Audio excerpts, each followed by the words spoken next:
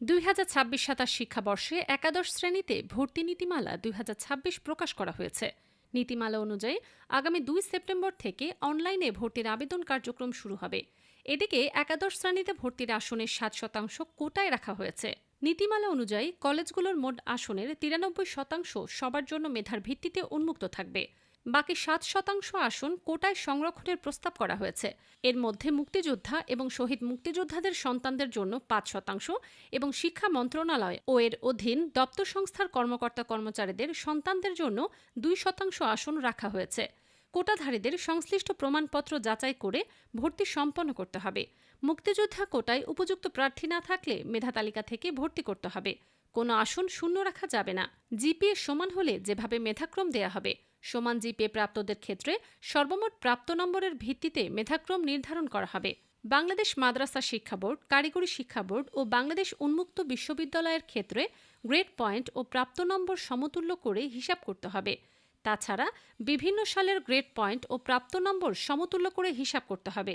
বিজ্ঞান বিভাগে ভর্তির ক্ষেত্রে সমান মোট নম্বর প্রাপ্তদের মেধাক্রম নির্ধারণের ক্ষেত্রে সাধারণ গণিত ও উচ্চতর গণিত বা জীববিজ্ঞানে প্রাপ্ত নম্বর বিবেচনায় আনতে হবে। যদি প্রার্থী বাছাইয়ের ক্ষেত্রে উদ্ভূত জটিলতা নিরসন না হয়, তবে পর্যায়ক্রমে ইংরেজি, পদার্থবিজ্ঞান ও রসায়নে প্রাপ্ত নম্বর বিবেচনায় আনতে হবে। মানবিক ও ব্যবসায়ী শিক্ষা বিভাগের ক্ষেত্রে সমান মোট নম্বর বিষয়টি নিষ্পত্তির লক্ষ্যে পর্যায়ক্রমে ইংরেজি, গণিত ও বাংলা বিষয়ে প্রাপ্ত নম্বর বিবেচনায় আনতে হবে।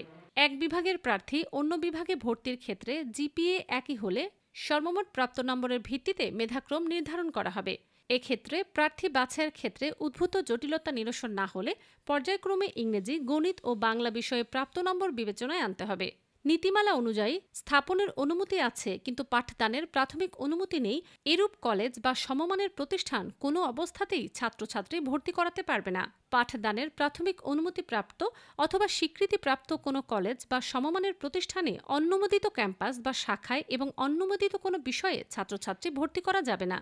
ভর্তিচ্ছু শিক্ষার্থী ও অভিভাবকদের ভর্তি হওয়ার আগে সংশ্লিষ্ট কলেজ বা সমমানের প্রতিষ্ঠানের অনুমোদন, স্বীকৃতি, ক্যাম্পাস ও পঠিত বিষয়গুলোর বৈধতা যাচাই করে নেওয়ার পরামর্শ দেওয়া হয়েছে।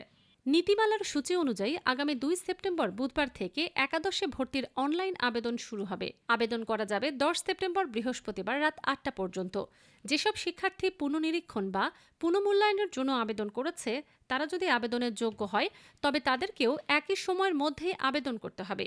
পরে পুনর্নিরীক্ষণ বা পুনর্মূল্যায়নের ফলে পরিবর্তিত হওয়া শিক্ষার্থীরা 12 থেকে 13 সেপ্টেম্বর রাত 8টা পর্যন্ত আবেদন করতে পারবেন। এছাড়া আবেদনকারীরা তাদের কলেজের পছন্দক্রম 12 থেকে 13 সেপ্টেম্বর রাত 8টা পর্যন্ত পরিবর্তন করতে পারবেন। প্রথম দফায় নির্বাচিত শিক্ষার্থীদের ফল 17 সেপ্টেম্বর রাত 8টায় প্রকাশ করা হবে। নির্বাচিত শিক্ষার্থীদের ফল প্রকাশের পর থেকে 19 সেপ্টেম্বর রাত 8টার মধ্যে নির্বাচন নিশ্চয়ন করতে হবে। নির্ধারিত সময়ের মধ্যে নিশ্চয়ন না করলে আবেদন ও নির্বাচন দুটোই বাতিল হবে।